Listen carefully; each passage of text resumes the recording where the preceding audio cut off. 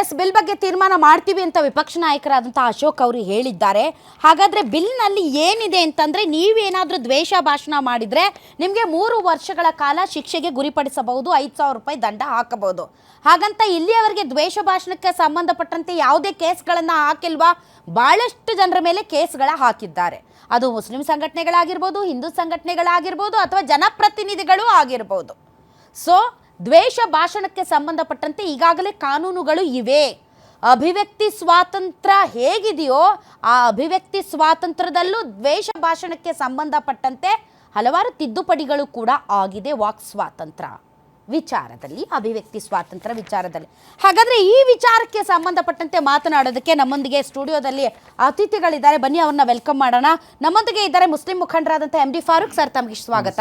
ಅದೇ ರೀತಿ ಕಾಂಗ್ರೆಸ್ ವಕ್ತಾರರಾದಂಥ ದರ್ಶನ್ ಅವರು, ದರ್ಶನ್ ತಮಗೂ ಸ್ವಾಗತ. JDS ವಕ್ತಾರರಾದಂಥ ನಾಗೇಂದ್ರ ಅವರು, ತಮಗೂ ಸ್ವಾಗತ. BJP ವಕ್ತಾರರು ಮೋಹನ್ ವಿಶ್ವ ಅವರು ಜಾಯ್ನ್ ಆಗಿದ್ದಾರೆ. ಮೋಹನ್ ವಿಶ್ವ ಅವರೇ, ತಮಗೂ ಸ್ವಾಗತ.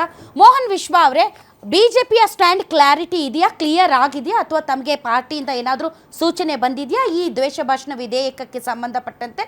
ಇಲ್ಲ ಮೇಡಮ್, ಈಗ ತಾನೇ ನೀವೇ ನೋಡಿದ್ರಿ ನಮ್ಮ ವಿರೋಧ ಪಕ್ಷದ ನಾಯಕರಾದ ಆರ್ ಅಶೋಕ್ ಅವರು ಹೇಳಿದ್ದು. ಸೋಮವಾರ ಒಂದು ಕ್ಲಿಯರ್ ಸ್ಟ್ಯಾಂಡ್ ತಗೊಳ್ತೀವಿ, ಅದರಲ್ಲಿ 2 ಮಾತೇ ಇಲ್ಲ. ಬಟ್ ಮೇಲ್ನೋಟಕ್ಕೆ ಹೇಳೋದಾದ್ರೆ ನಿಮ್ಗೆ ಇದರ ಟೈಮಿಂಗ್ ನ ಗಮನಿಸಿದ್ರೆ, ಈಗ ಬೆಳಗಾವಿನಲ್ಲಿ ಸೆಷನ್ ನಡೀತಾ ಇದೆ. ನಿಮಗೆ ಗೊತ್ತು, ಈಗಾಗಲೇ ಕಬ್ಬು ಬೆಳೆಗಾರರ ಪ್ರತಿಭಟನೆ ದೊಡ್ಡ ಮಟ್ಟದಲ್ಲಿ ಆಯ್ತು. ಸರ್ಕಾರ ಏನು ಸ್ಪಂದಿಸಲಿಲ್ಲ. ನಾವು ಹೋಗಲ್ಲಿ ರೈತರ ಜೊತೆ ನಿಂತ್ಕೊಂಡಾಗ ನಮ್ಮ ರಾಜ್ಯಾಧ್ಯಕ್ಷರು, ಆಮೇಲೆ ನಿಮಗೆ ಮಂತ್ರಿಗಳು ಬಂದರು. ನೆಕ್ಸ್ಟ್ ಮೆಕ್ಕೆಜೋಳ ಖರೀದಿ ವಿಚಾರದಲ್ಲೂ ಪ್ರತಿಭಟನೆಗಳಾಯಿತು. ಮತ್ತು ಬೆಂಗಳೂರಿನ ರಸ್ತೆ ಗುಂಡಿ ವಿಚಾರದಲ್ಲಿ ಸುಮಾರು ಸಮಸ್ಯೆಗಳಿದೆ. ಈ ರೀತಿ ಬಹಳ ಸಮಸ್ಯೆಗಳಲ್ಲಿ ಚರ್ಚೆಗೆ ಬರಲಿದೆ, ಆಯ್ತಲ್ಲ. ಆ ಸಮಸ್ಯೆಗಳು ಚರ್ಚೆಗೆ ಬಂದಾಗ ಅದಕ್ಕೆ ಉತ್ತರ ಕೊಡೋದಕ್ಕೆ ನಿಟ್ಟಿನಲ್ಲಿ ಇವರಿಲ್ಲ. ಯಾಕಂದ್ರೆ ನಿಮಗೂ ಗೊತ್ತು, ಆಲ್ರೆಡಿ ಡೆಲ್ಲಿ ಬೆಂಗಳೂರು ಅಂತ ಲಾಸ್ಟ್ 15 ದಿವಸದಿಂದ ದೊಡ್ಡ ನಾಟಕ ನಡೀತಾ ಇದೆ. ಸೊ ಅದರಿಂದ ಎಸ್ಕೇಪ್ ಆಗಬೇಕು, ಅದನ್ನ ಮರೆಮಾಚಬೇಕು ಅಂತ ಹೇಳಿದ್ರೆ ಇದನ್ನ ತರೋದು, ಇದನ್ನ ಡಿಸ್ಕಷನ್ಗೆ ಬಿಡೋದು, ಇದು ಒಂದು ಉದ್ದೇಶ. ಎರಡನೇದು, ಹಂಗೆ ನಡ್ಕೊಂಡು ಬರ್ತಾ ಇದೆಯಾ ಅಂತ. ಯಾಕಂದ್ರೆ ಈ 2.5 ವರ್ಷದಲ್ಲಿ ನಾವು ರಾಜ್ಯದ ಅಭಿವೃದ್ಧಿಯ ಬಗ್ಗೆ, ರಾಜ್ಯದಲ್ಲಿ ತಾಂಡವಾಡ್ತಾ ಇರುವಂಥ ಸಮಸ್ಯೆಗಳ ಬಗ್ಗೆ, ಅಥವಾ ಆಡಳಿತ ವೈಖರಿಯ ಬಗ್ಗೆ, ಅಥವಾ ಕಾಂಗ್ರೆಸ್ ಸರ್ಕಾರದ ಸಾಧನೆಗಳ ಬಗ್ಗೆ ಕಡಿಮೆ ಚರ್ಚೆ ಮಾಡಿದ್ದೀವಿ ಹೊರತು ಕುರ್ಚಿ ಕಿತ್ತಾಟದ ಬಗ್ಗೆ, RSS ಪಥಸಂಚಲನದ ವಿಚಾರದ ಬಗ್ಗೆ, ಮತ್ತು ಈಗ ಹೊಸದಾಗಿ ದ್ವೇಷ ಭಾಷಣದ ಬಗ್ಗೆ. ಸೊ ಈ ದ್ವೇಷ ಭಾಷಣದ ವಿಚಾರದಲ್ಲಿ ನಾವು ಆಮೇಲೆ ಅದನ್ನು ಒಂದು ಸ್ವಲ್ಪ ಸಾಧಕ ಬಾಧಕಗಳ ಬಗ್ಗೆ ಮಾತಾಡೋಣ. ಬಟ್ ಹ್ಯಾಬಿಚುವಲ್ ಆಗಿ ಇದು ಅಂದರೆ ಸರ್ಕಾರನೇ ನಮ್ಮೆಲ್ಲರನ್ನ ಮಂಗಮಾಯ ಮಾಡಿ ನಮ್ಮನ್ನು ತಮ್ಮದೇ ಆದ ರೂಟ್ಗೆ ಕರ್ಕೊಂಡು ಹೋಗುವಂಥ ಪ್ರಯತ್ನದಲ್ಲಿ ಸಕ್ಸಸ್ ಆಗ್ತಾ ಇದೆ ಅಂದರೆ, ನೀವು ಇನ್ಕ್ಲೂಡಿಂಗ್ ನಾವು ಮಾಧ್ಯಮಗಳು ಮತ್ತು ನೀವು ಪ್ರತಿಪಕ್ಷಗಳು ನಮ್ಮನ್ನು ಮಂಗ ಮಾಡ್ತಿದ್ದಾರಾ? ನಾವು ಮೂರ್ಖರ, ನಾವು ದಡ್ರ? ಅಲ್ಲ, ನೀವು ಮೂರ್ಖರ ದಡ್ರ ಅನ್ನೋದಕ್ಕಿಂತ ನೀವು ಒಂದು ಪಾಯಿಂಟ್ ಹೇಳಿದ್ರಲ್ಲ, 100% ರೈಟ್. ಯಾವ ಪಾಯಿಂಟ್ ಗೊತ್ತಾ? ಡೇ 1 ಚುನಾವಣೆ ರಿಸಲ್ಟ್ ಬಂತು ಗೊತ್ತಾ?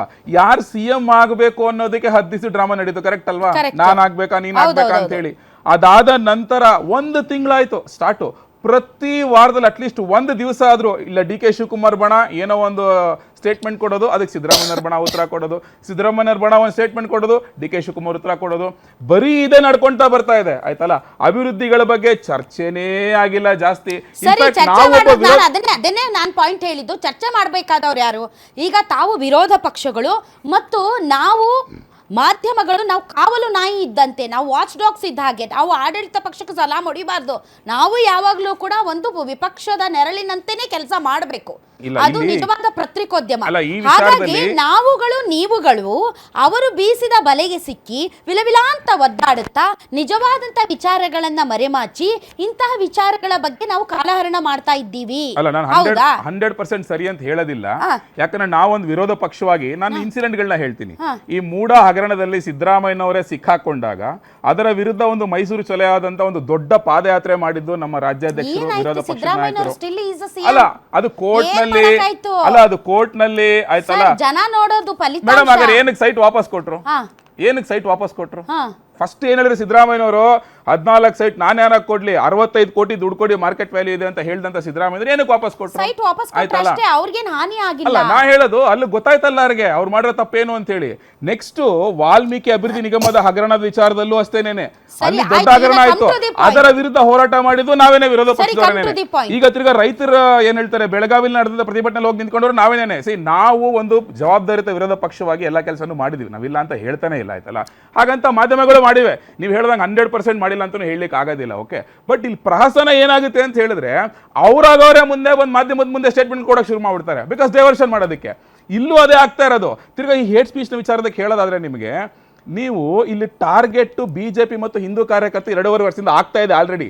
ಬರೋಕ್ಕಿಂತ ಮುಂಚೆಯಿಂದನೇ ನಿಮಗೆ ಗೊತ್ತು, ಸೋಷಿಯಲ್ ಮೀಡಿಯಾದಲ್ಲಿ ಒಂದು ಸಣ್ಣ ಪೋಸ್ಟ್ ಹಾಕಿದ್ರೆ ಸಾಕು, ಸರ್ಕಾರದ ವಿರುದ್ಧ ಯಾರನ್ನ ಪ್ರಶ್ನೆ ಮಾಡಿದ್ರೆ ಸಾಕು, ಅವ್ರ ಮೇಲೆ ಇಮಿಡಿಯೇಟ್ ಆಗಿ FIR ಆಗುತ್ತೆ, ಸ್ಟೇಷನ್ಗೆ ಕರ್ಕೊಂಡು ಹೋಗಿ ಕೂಡಿಸ್ತಾರೆ. ವರಾಸ್ ವಿಧಾನಸೌಧದೊಳಗಡೆ ಪಾಕಿಸ್ತಾನ ಜಿಂದಾಬಾದ್ ಅಂದವ್ರ ಕತೆ ಇವತ್ತಿನವ್ರಿಗೆ ಏನಾಯ್ತು ಅಂತ ಯಾರಿಗೂ ಗೊತ್ತಿಲ್ಲ. ಅವತ್ತು ಮಾಧ್ಯಮಗಳನ್ನ ಬ್ಲೇಮ್ ಮಾಡಿದ್ರು, ಏನು ಕರೆದ್ಬಿಟ್ಟು ಪ್ರಿಯಾಂಕಾ ಖರ್ಗೆ ಅವರು ನಿಮ್ಗೇನು ಬೇರೆ ಕೆಲಸ ಇಲ್ಲ, ನೀವೇನೇ ಹೇಳ್ಬಿಟ್ರೆ ಹಂಗೆ ಹೇಳೇ ಇಲ್ಲ ಅಂತ ಹೇಳಿದ್ರು, ಆಯ್ತಲ್ಲ. ಬಟ್ ಏನಾಯ್ತು ಅದ್ರ ಬಗ್ಗೆ ಏನು ಮಾತಾಡೋದೇ ಇಲ್ಲ.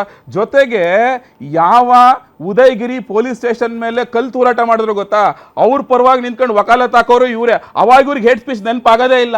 ತಿರ್ಗಾ ತನ್ವೀರ್ ಸೇಠ್ ಅವ್ರ ಬಗ್ಗೆ ಹೇಳ್ತೀನಿ ನಿಮಗೆ ನೆನಪಿದ್ರೆ, ನೀವು ಓನ್ಲಿ ನೀವು ಒಂದು ಸಮುದಾಯವನ್ನು ಒಂದ್ ಸಮುದಾಯದ ಬಗ್ಗೆ ಹೇಳ್ತಾ ಇಲ್ಲ ನಾನು.